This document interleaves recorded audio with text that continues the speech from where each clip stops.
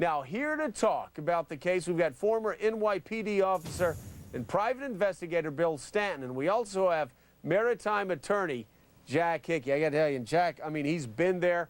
He knows how it works. Want to go to you for a second, Jack Hickey, to talk about how the cruise lines handled this. Our Turkish investigator from exclusive to Scarborough Country also discovered that the Turkish investigators were angry, very frustrated.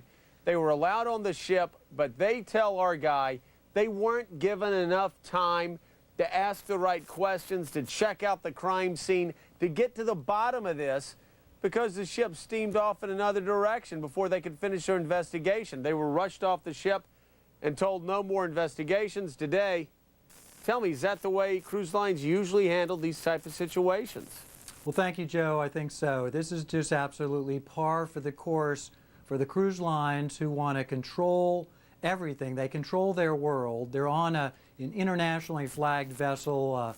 In the case of Royal Caribbean, a vessel which is flagged either in Norway or the Bahamas or Liberia, and they control everything. And what people have to know is that on these cruise ships, there's very little law enforcement, very little medical care, very little of anything that you are used to and you think that would be provided. Hey, Jack, I hate to interrupt you. I got to ask you this question, though. Maybe it's the former congressman in me that makes me ask the question, why can't Congress require that if you were going to take American passengers predominantly from an American port on a cruise, obviously in the Caribbean and some other places, why can't you demand that those ships be flagged in the United States of America so the FBI can have complete control in these investigations? Well, Joe, you've asked a very good question, which is not going to be pushed in Congress, I don't think, anytime soon.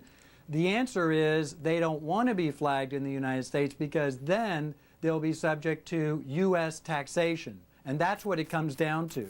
Of course, secondarily, they're going to be subject to all of the regulations in the United States. So that's a huge, huge door that they don't want to walk through.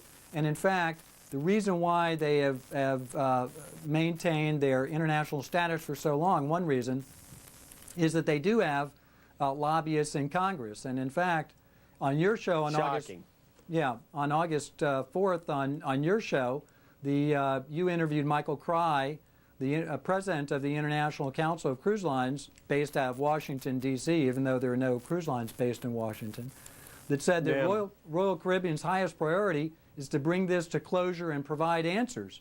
And you talk about, it always does seem, from talking to you, Jack, and other people who know how this industry works, it seems that so many people are cynical about the industry and say that is the goal, is just to bring them to closure. Jack, thank you for being with us. Bill Stanton, as always, appreciate you being here. We're going to ask you all to come back later this week. Sorry couldn't have you longer tonight. A totally packed show.